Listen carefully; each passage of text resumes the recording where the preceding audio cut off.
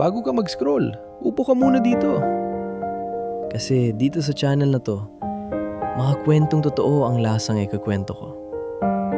Pag-ibig na hindi perpekto, pero totoo. Kwento ng mga ordinaryong Pilipino.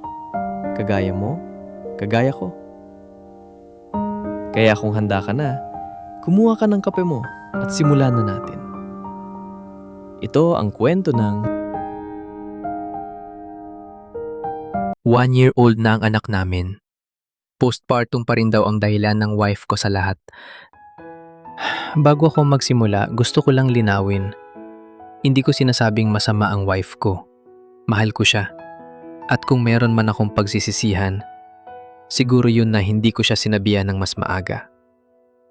Pero kung meron kayong asawa o kakilalang dumaan din sa ganito, baka matulungan niyo akong maintindihan kung ano talagang nangyayari.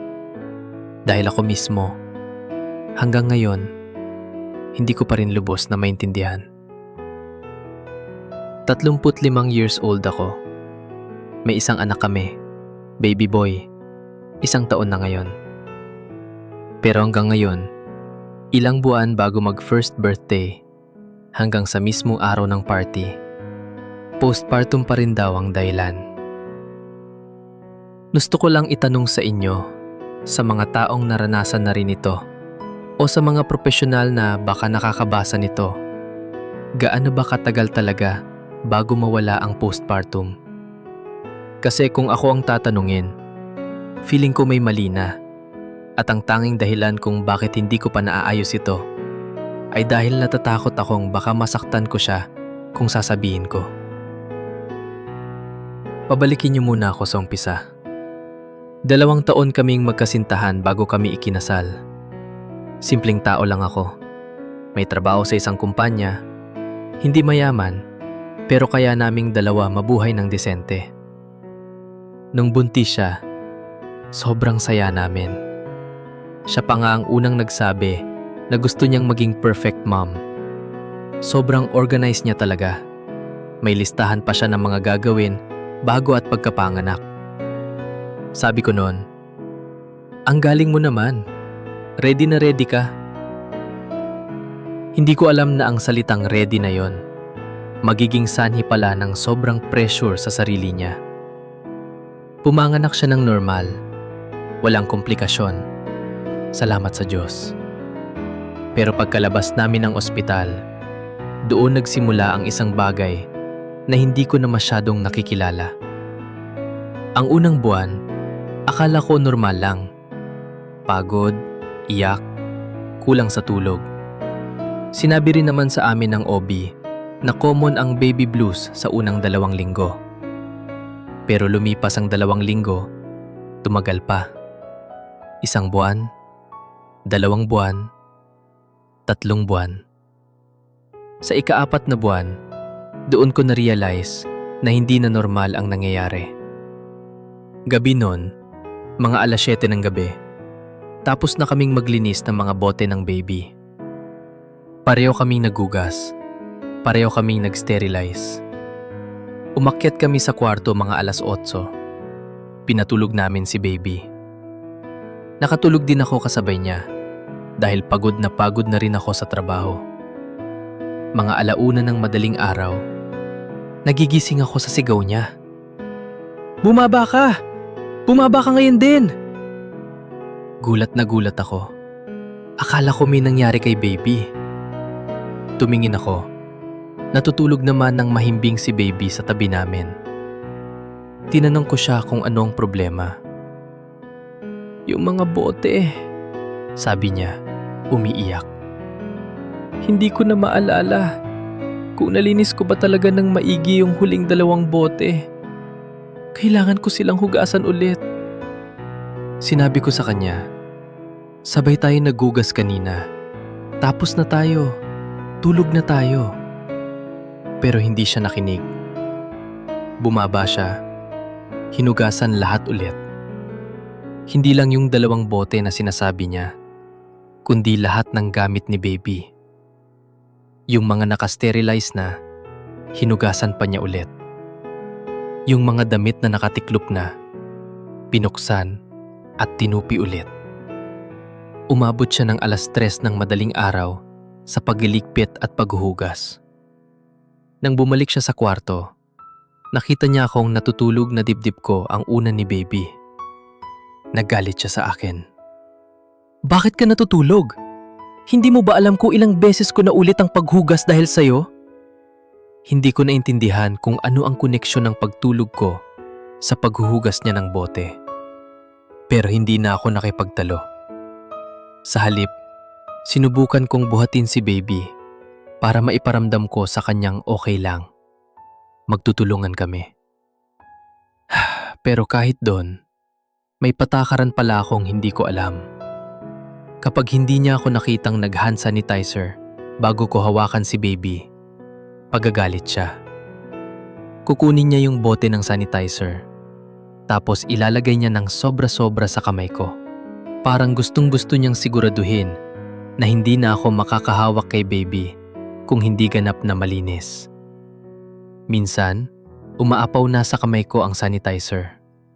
Tumutulo pa sa sahig, pero itutuloy niya pa rin. Sabi ko sa sarili ko noon, okay lang to. First time mom lang siya. Matutunan din niya. Pinilit kong maging maunawain. Kasi gano'n naman talaga, di ba? Sinasabi nila sa mga TikTok, sa mga Facebook post, be patient with your postpartum wife. Kaya ako, ginawa ko yun. Sinalo ko lahat. Kahit yung mga una naming pagkakataon na lumabas ng bahay matapos manganak si wife.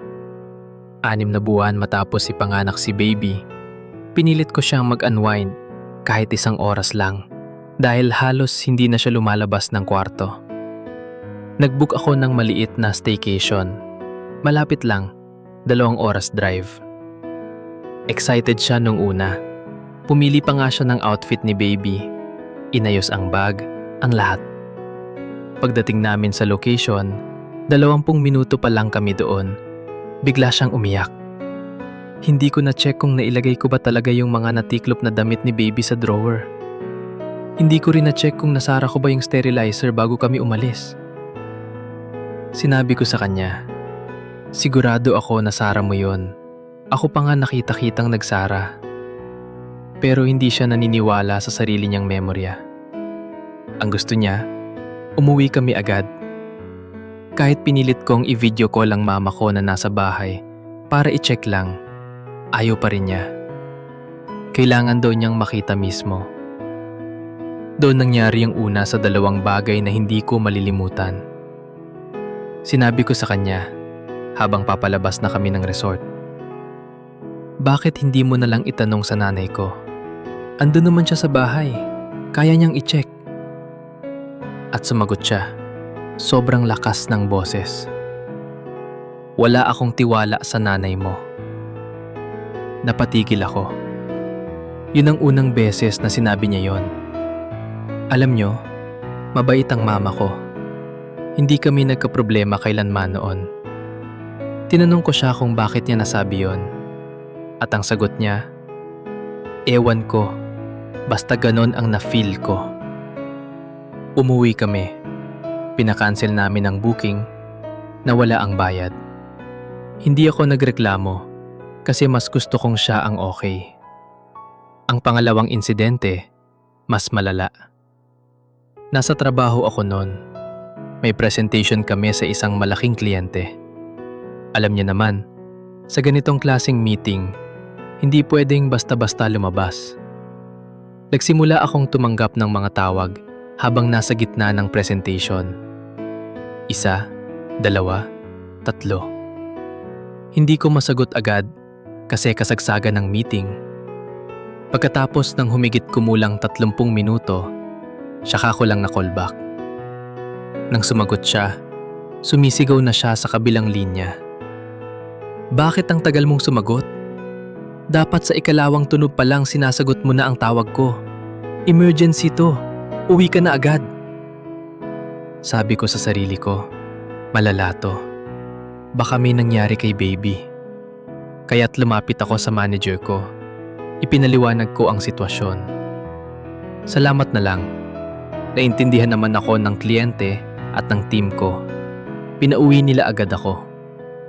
Buong biyahe pa uwi, nanginginig ang mga kamay ko. Iniisip ko lahat ng posibleng nangyari. Baka nahulog si baby. Baka may lagnat. Baka hindi na humihinga.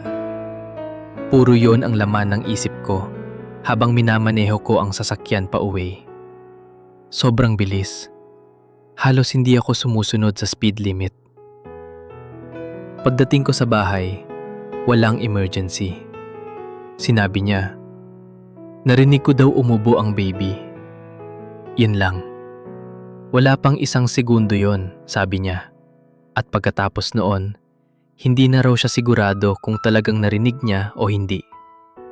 Naghintay pa kami ng 3 oras. Obserbahan namin si baby. Pero wala akong narinig na kahit isang ubo sa buong 3 oras na yon. Pero dahil kinakabahan pa rin siya, dinala pa rin namin si baby sa ER. Mga hating gabi na noon. Sa ospital, chinek ng doktor si baby at sinabi niyang okay naman ang baby. Walang lagnat, malinaw ang paghinga, normal ang lahat. Bago kami umalis, tinabi ako ng doktor. Mahinahon na sinabi, intindihin niyo na lang ang misis niyo. May postpartum kasi siya. Tumanggo ako. Ano pa ba ang masasabi ko? Pero sa loob-loob ko, may kirot na dumadagdag sa dibdib ko sa tuwing naririnig ko yung salitang iyon. Hindi ko naman itinatanggi na totoo ang postpartum. Alam kong totoo. Alam kong seryoso ito at hindi ito biro. Pero paulit-ulit na ang mga insidenteng ito at bawat beses mas lumalala. At ang tanging paliwanag na nakukuha ko ay 1 linya na lang. Postpartum kasi. Hanggang ngayon, kahit sa mismong first birthday party ng anak namin, 1 taon na matapos manganak si wife, meron pa ring nangyari na hindi ko lubos maintindihan. At doon, may isang bagay siyang sinabi sa harap ng buong pamilya ko na hanggang ngayon, hindi ko pa rin alam kung paano ko dapat sagutin.